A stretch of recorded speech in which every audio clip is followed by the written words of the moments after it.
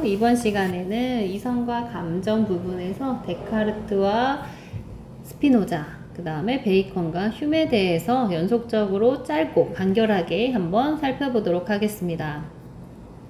자, 그동안에 지금까지 봤던 내용 중에 중세시대와 이제 지금부터는요, 근대시대로 바뀌게 됩니다. 중세시대의 관심사는 여러분들 내세, 그 다음에 신을 중심으로 모든 것이 돌아갔던 시기였다라고 했죠. 그래서 진정한 행복이란 인간의 힘으로서는 달성할 수 없고 신과 함께 신의 은총으로서만 내세 가능한 것이라고 믿었습니다. 그런데 이제 중세 교회가 타락하기 시작하면서 새로운 흐름이 시작하게 되었고요. 근데 과학의 발달과 더불어서 이제 근대 시대가 문을 열게 되었습니다. 이 근대 시대에는 현실주의적이고 내세보다는 현실이라는 얘기죠. 그 다음에 경험과 이성을 강조하는 두 가지의 흐름으로 다시 나타나게 됩니다. 자, 대표적인 근대 시대의 계기로는요, 르네상스와 종교개혁이 있습니다. 신중심이 아니라 르네상스는 다시 예전으로 돌아가고자 하는 고대 그리스의 전통 회복 운동이라고 볼 수도 있는데요. 자, 두 번째로는 종교개혁이 있습니다. 중세시대의 교회가 타락하는 결정적인 계기가 되었던 건 면죄부 판매였다라고 한번 얘기를 했었죠. 그러면서 종교개혁이 일어나게 되고 더불어서 자연과학이 발달하게 되면서 근대의 문이 활짝 열리게 됩니다. 근대의 관심사는요, 인간이 가진 이성과 경험에 대해서 관심을 두고 이걸 가지고 자신의 이론으로 만드는 사람들이 나타나기 시작한 거죠. 그래서 중세시대와는 관심사 자체가 다르다라는 것을 먼저 짚고 넘어가도록 하겠습니다. 근대 서양의 두 유형으로는 바로 이성주의와 경험주의가 있는데요. 결론부터 얘기하자면 이성 중심의 사람은 바로 데카르트, 그 다음에 우리가 나중에 볼 스피노자, 이 두 사람을 한번 볼 거고요. 경험주의의 대표자는 베이컨과 그 다음에 흉, 이렇게 나눠서 보도록 하겠습니다. 이성주의에서 인식의 근원은 바로 이성이고요. 당연한 원리로부터 논리적인 추론을 통해서 뭔가 결론을 이끌어내고자 하는 하나의 방법입니다. 경험주의에서 인식의 근원은 당연히 경험이겠죠. 우리가 직접 눈으로 보고 들은 관찰과 실험을 통해서 객관적인 결론을 도출하고자 하는 게 경험주의의 방법입니다. 대표적인 연구 방법으로는 이성주의는 연역법, 경험주의에서는 귀납법으로 설명할 수가 있습니다. 먼저 근대 과학의 방법론의 귀납법은요, 요 사람 보이나요? 요 사람이 바로 베이컨입니다. 인간의 사유와 지식의 근원은 바로 경험이라고 봤고요. 수많은 관찰과 경험을 통해서 공통점을 이끌어내서 결론을 내는 방법을 귀납법이라고 합니다. 예를 들면 이겁니다. 책에서 갖고 왔는데요. 주몽이 죽었고 을지문덕도 죽었고 이순신도 죽었고 세종대왕이 죽었다. 그런 이들은 모두 사람이었다. 그래서 모든 사람은 죽는다. 어떤 사례를 통해서 수많은 사례를 통해서 결론, 보편타당한 결론을 이끌어내려고 하는 게 바로 귀납법입니다. 수업 시간에 있었던 것을 한번 적용을 해보았는데요. 어떤 친구가 이렇게 얘기하더라고요. 우리가 그동안 봤던 철학자들 이름을 나열하면서 아우구스티누스도 머리가 별로 없고 아퀴나스도 머리가 별로 없고 칸트도 이마가 넓은 것이 머리가 많이 벗겨졌다. 그래서 공리주의 벤담도 봤더니 머리가 벗겨졌다. 결론, 수많은 사례를 통해서 결론을 낸 게 그러므로 철학자들은 탈모인이다. 자, 이건 과연 참이라고 할 수 있을까요? 귀납법의 방법을 통해서 결론을 이끌어냈죠. 그런데 이 한계점이 있습니다. 이게 바로 귀납법의 문제인데요. 탈모인이 아닌 철학자의 예시를 들면, 예를 들면 이 사람은 데카르트입니다. 유명한 철학자들 중에서 머리숱이 풍성한 사람을 예시로 든다면 이 앞에서 났던 결론이 거짓으로 판명될 수 있는 거죠. 이것이 바로 귀납법의 한계입니다. 또 하나 한계 더 보겠습니다. 전제 1입니다. 이제까지 등교 시간에 어떤 역에서 8시 30분에 전철을 탔었는데 학교에 지각한 적이 한 번도 없었다. 하나 사례를 통해서 결론 냈죠. 그리고 결론. 오늘도 8시 30분에 이 전철을 타면 나는 학교에 지각하지 않을 것이다. 상당히 타당해 보입니다. 하지만 무엇이 문제일까요? 그렇죠. 변수를 생각하지 못했습니다. 만약에 중간에 내가 배가 아프거나 사고가 난다면 결론은 뒤틀릴 수 있다는 것을 의미하는 거죠. 살다 보면 변수가 상당히 많이 존재하는데요. 귀납법은 그것을 다 일일이 고려할 수 없다라는 큰 문제점을 안고 있습니다. 근대 자연과학의 방법론의 두 번째는 연역법입니다. 대표자는 데카르트가 있는데요. 바로 지식의 근원을 이성이라고 보는 거죠. 보편타당한 원리로부터서 하나의 사물, 개별적인 이치를 알아내는 방법인데요. 단점은 새로운 지식을 도출해내는 데는 한계가 있다라는 것입니다. 예를 들어 보겠습니다. 기다랗고 어떤 장님이에요. 장님이 눈을 앞을 못 본 사람이 기다랗고 동그라며 단단한 것은 기둥이다 라는 하나의 큰 전제를 놓고 설명을 하겠습니다. 내가 직접 보지 못했지만 내가 만진 코끼리는 기다랗고 동그라며 단단하더라. 그래서 결론입니다. 코끼리는 기둥과 같다. 자, 이상한 점을 찾았을까요? 네, 이 사람이 만진 코끼리는요, 모든 부위를 포함하는 게 아닙니다. 코끼리의 일부 다리만 만지고는 이거는 코끼리는 기둥이다 라는 결론을 내었습니다. 그래서 모든 부위를 포함하지 않기 때문인데요. 연역법의 한계는 큰 전제를 가지고 사례를 적용해서 그 다음에 결론을 도출해내는 방법인데, 이것만으로는 중간중간에 변수라던가 다양한 모든 사례를 다 가져올 수가 없기 때문에 이것만으로도 불충분한 세상이라는 거죠. 그래서 여기서도 새로운 것을 이끌어내는 단점은 있다. 연역법의 대표자는요, 데카르트입니다. 데카르트는 이제 합리론자라고 부를 수도 있는데요. 참된 지식의 근원은 바로 이성에서 찾았던 사람입니다. 경험적인 방법, 베이컨의 귀납법을 비판하고 있는 거겠죠. 상당히 주관적이고 단편적인 모습을 담고 있기 때문에 비판하고 있습니다. 데카르트가 말하는 진리 탐구의 방법은 아까 설명했었죠. 연역법을 이제 탐구 방법으로 삼고 있는데요. 이게 대표적인 연역법 3단 논법입니다. 모든 사람은 죽는다라는 하나의 대전제가 있으면 소크라테스는 사람이다. 이거는 하나의 사례가 되겠죠. 그래서 결론입니다. 소크라테스는 죽는다라는 결론을 도출해내는 방법인 거죠. 데카르트 하면 이제 유명한 문장, 명언이라고 할 수도 있는데요. 결국 모든 것을 의심해보자. 그래서 깨달은 결론이 나는 생각한다. 그러므로 나는 존재한다. 라는 명언으로 이어지게 되는 거죠. 결국 데카르트가 강조했던 방법은요, 나와 관련된 것, 즉 또는 모든 것을 한 번쯤은 의심해 보자는 거예요. 그것을 방법적 회의론이라고 합니다. 진리를 찾으려면요, 모든 것을 일단 의심해 봐야 한대요. 그게 반복적인 회의론인데요. 의심을 하고 하다 보니까 더 이상 의심할 수 없는 것이 나타나게 됩니다. 그게 하나의 진리가 되겠죠. 결국 생각하고 있는 나 자신이 존재한다라는 사실은 의심의 여지가 없다라는 결론을 도출하게 됩니다. 그러면서 이제 이 사람이 얘기하는 유명한 명언이 탄생하게 되죠. 나는 생각한다. 그러므로 나는 존재한다. 생각하고 있는 나 자신만이 존재한다. 이것은 절대 의심할 수 없는 하나의 진리다 라고 설명을 하고 있습니다. 데카르트가 가졌던 세계관은요, 이분법적입니다. 여기서 이분법적이라는 것은 둘로 쪼개서 봤다라는 건데요. 결국 이겁니다. 이성을 지니고 생각하고 있는 사람, 바로 인간 외에는 다른 종류는 다 배척하는 태도를 가졌다라는 거죠. 결국 이 사람의 이 사고방식이 철저하게 인간 중심적인 사고관으로 흘러가게 됩니다. 데카르트가 가진 윤리관은요, 인간은 이성적인 존재라는 것인데요. 계속 반복되고 있는 문구가 바로 이성입니다. 인간은 충분히 실수할 수도 있는데요. 그 실수는 이성적인 것 때문이 아니라 바로 우리 마음속에 들끓고 있는 욕망이나 감정, 이런 것 때문에 인간이 실수할 수 있다라고 봅니다. 그래서 인간은 항상 이성적으로 자신을 조금 누를 필요가 있다라고 보는 거겠죠. 자, 두 번째는 베이컨입니다. 베이컨은 아까 설명했듯이 귀납법의 대표자로 들어가게 됩니다. 그리고 경험주의의 선구자다. 베이컨의 유명한 명언은요, 아는 것이 힘이다입니다. 결국 인간만이 알 수 있고요. 이 인간이 가진 지식의 힘으로 우리는 자연을 정복할 수 있다라는 자연관으로 흐르게 됩니다. 이런 자연관을 철저하게 인간 중심적인 자연관이라고 하죠. 그래서 베이컨의 이런 사고방식은요, 실제로 과학기술의 발전을 가져오기는 했으나 지금 돌이켜보자면 환경오염의 문제도 무시할 수는 없는 게 되겠죠.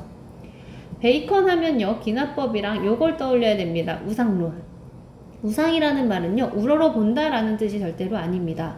우리의 진짜 인식을 방해하는 편견이나 선입견을 우상이라는 말로 표현을 한 거고요. 결국 편견이나 선입견은 안 좋은 거잖아요. 이 우상을 타파할 것을 강조하는 게 베이컨의 우상론이라고 볼 수가 있겠습니다.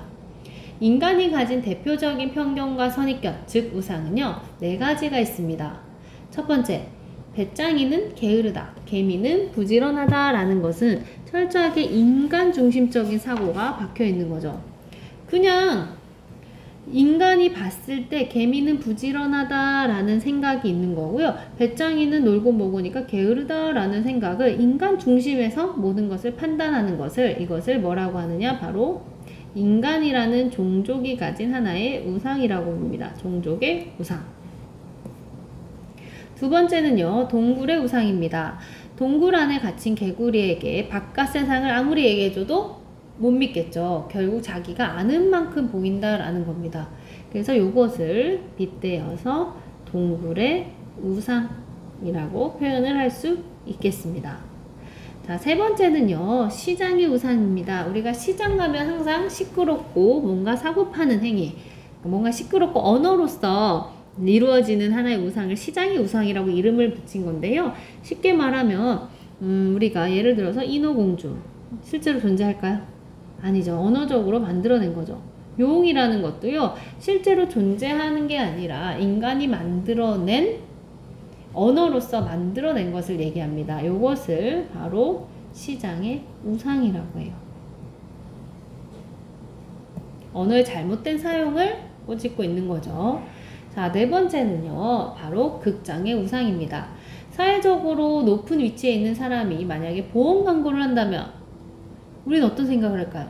저 사람이 저거를 쓰라고 하네? 저게 좋다고 하네? 그럼 진짜 좋은 건가 봐 라는 착각을 불러일으키게 됩니다. 그것을 극장의 우상이라고 해요. 결국 전통이라던가 권위라던가 권력을 비판 없이 그대로 수용하게끔 하는 현상을 극장의 우상이라고 표현을 하고 있습니다. 이렇게 정리할 수가 있겠네요. 종족의 우상과 동굴의 우상, 시장의 우상, 극장의 우상. 결국 우상은 타파해야 되는 것이다. 한마디로 눈에 보게 정리하면요, 베이컨과 데카르트는 인간의 이성에 대해서 믿음을 갖고 있었습니다.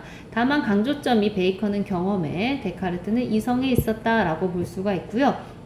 연구 방법은 베이컨은 사례로부터 결론을 이끌어내는 기납법, 그 다음에 데카르트는 대전제로부터 사례를 통해서 결론을 이끌어내는 연역법이라고 볼 수가 있겠네요.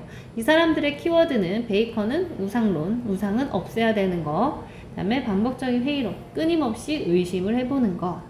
결국 이 둘의 공통점은요, 인간 중심적인 자연과 정복자적인 자연관을 갖고 있다라는 것이 공통점이 됩니다. 그러면 여기까지 하고요. 잠깐만 쉬었다가 바로 스피노자와 휴무로 넘어가도록 할게요. 자, 지금 보고 있는 사진은 무엇일까요? 네, 사과나무입니다. 스피노자의 명언으로 이런 것들이 있죠. 아시는 분이 있을까요? 내일 지구의 종말이 온다 할지라도 나는 한 그루의 사과나무를 심겠다라는 아주 유명한 명언이 있는데요. 이만큼 스피노자는 자신이 주변 상황에 감정이나 욕망이 흔들리지 않고 이렇게 관조하는 삶을 멀리서 지켜보는 이런 삶을 강조했던 학자라고 볼 수가 있겠습니다. 자, 그럼 지금부터 스피노자를 살펴보도록 하죠. 스피노자를 보면요, 스피노자의 사상을 보면 누가 떠오르냐면요, 바로 헬레니즘 시대의 스토아파가 떠오릅니다. 스토아파가 가졌던 관점으로는요, 신은 곧 창조주, 인격주, 유일신의 개념이 아니라 신은 곧 자연이라는 범신론적인 관점을 갖고 있었는데요. 그것을 스피노자도 그대로 수용하게 됩니다. 즉 스피노자가 말하는 신은요, 곧 자연이기 때문에 중세시대의 그런 인격적인 신과는 좀 거리가 있죠. 그래서 이 사람을 무신론자라고 부르는 사람들도 있었습니다. 신은 곧 자연이고요. 신의 섭리는 자연에 있는 어떤 필연적인 법칙이라고 봤어요. 그래서 스토아파에게서 영향을 받았고, 결국 근대 시대에 베이컨과 데카르트가 가졌던 그런 도구적인 자연관, 인간 중심적인 자연관에서 벗어나서 자연 자체가 신이라고 보기 때문에 좀 자연을 존중하는 태도를 엿볼 수가 있죠.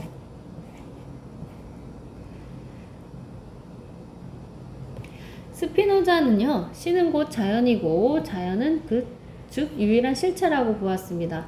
자연의 사물은요, 실제, 신의 어떤 보면 양태, 실제에서 이제 비롯된 것을 양태라는 말로 좀 표현을 했는데, 용어 자체가 좀 낯설고 어렵게 느껴질 수도 있을 것 같아요.